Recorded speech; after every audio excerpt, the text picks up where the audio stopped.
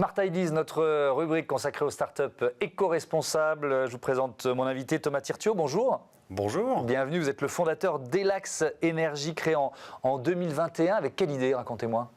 Alors, l'idée, elle était assez simple, c'est qu'on a remarqué que les chauffe-eau, qui sont en profusion en France, plus de 15 millions de chauffe-eau, surconsommaient. Et l'idée première, c'était de les faire consommer au moment où on produisait l'électricité chez soi, en autoconsommation.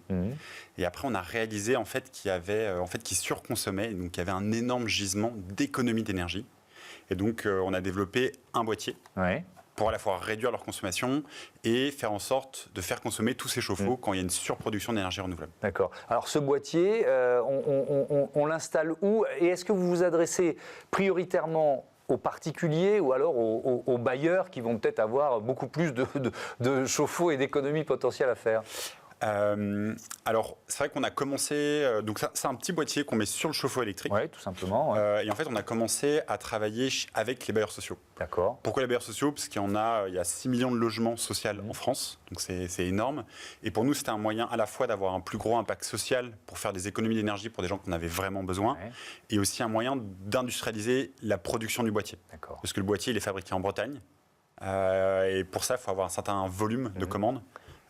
D'où les bailleurs sociaux. Est-ce que c'est, pardon, une question de Béotia, mais il y a de l'innovation là-dedans, de la recherche et développement. Comment vous en êtes arrivé à proposer ce boîtier finalement à vos clients?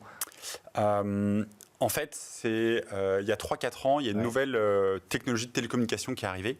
Qui permet, vous avez peut-être connu le Sigfox, qui permettait de remonter de la donnée il y a quelques années, qui est un réseau qui est un peu mort. Maintenant, il y a un nouveau réseau qui s'appelle le LTEM, qui permet en fait de faire monter et descendre des informations pour un assez bas coût. Et du coup, ce qui nous a permis aujourd'hui, nous, de piloter un peu plus de 29 000 chauffe-eau à un très bas coût et donc de proposer en fait des services qui n'étaient pas possibles il y a 4-5 ans. Et donc l'idée, c'était un peu de mettre tout ça dans un boîtier, de le rendre industrialisable pour équiper des chauffe-eau et après de connecter ça au réseau électrique. Et là, il y a pas mal d'intelligence, d'algorithmie, de logiciels que du coup, nous, on a mis en place. En plus du coup de cette arrivée technologique, on était un peu au bon endroit au bon moment. Avec alors il y a les gains financiers, il y a les gains évidemment de carbone, quoi, tout simplement. Donc vous l'avez modélisé, ça, j'imagine. Qu'est-ce qu'on réussit à économiser grâce à vous? Alors le boîtier, il permet de réduire de 25% la consommation du chauffe-eau. Ensuite, il va permettre, parce qu'on chauffe un peu moins le chauffe-eau, il va calcariser moins vite. Et comme il calcarise moins vite, il vit plus longtemps. Donc en général 4 ans en moyenne. Et après, on va pouvoir vraiment se rendre compte un peu de son état et du coup le changer au bon moment. Si on voit qu'il est calcarisé ou s'il surconsomme. Et c'est un peu pour toutes ces raisons-là que les bailleurs sociaux aujourd'hui prennent cette solution pour l'équiper sur leur parc. Pour un particulier, c'est intéressant aussi?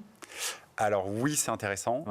Aujourd'hui, nous, on cherche des partenaires en fait pour travailler avec les particuliers. On travaille que avec les bailleurs sociaux aujourd'hui. Là, on a 29 000 logements équipés et on doit en équiper encore 40 000 là dans les... Donc ce business model, on va dire qu'il fonctionne, il avance. Mais aujourd'hui, on ne sait pas faire du B2B2C, enfin du B2C. Donc on cherche aujourd'hui des partenaires pour aller vers les particuliers. Oui, qui pourraient promouvoir finalement l'usage de ce boîtier auprès de leurs clients.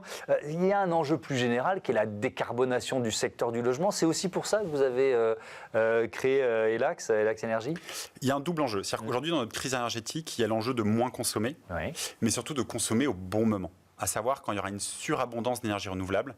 Je ne sais pas si vous vous rendez compte, mais en avril, il y a eu un record. En fait, on a dû arrêter la production d'EPV et d'éolien parce qu'on avait trop d'énergie. Et donc demain, le vrai enjeu, c'est la flexibilité et donc de faire consommer les appareils au moment où on a cette surabondance d'énergie. Donc notre enjeu, c'est à la fois de consommer moins, mais surtout d'utiliser les chauffe-eau. Ça représente 4 à 5% de la consommation française. Tout secteur confondu, de les faire consommer justement au moment où il y a ce surplus d'énergie solaire et éolien. Oui, donc c'est un avantage pour le réseau électrique aussi. Mais clairement.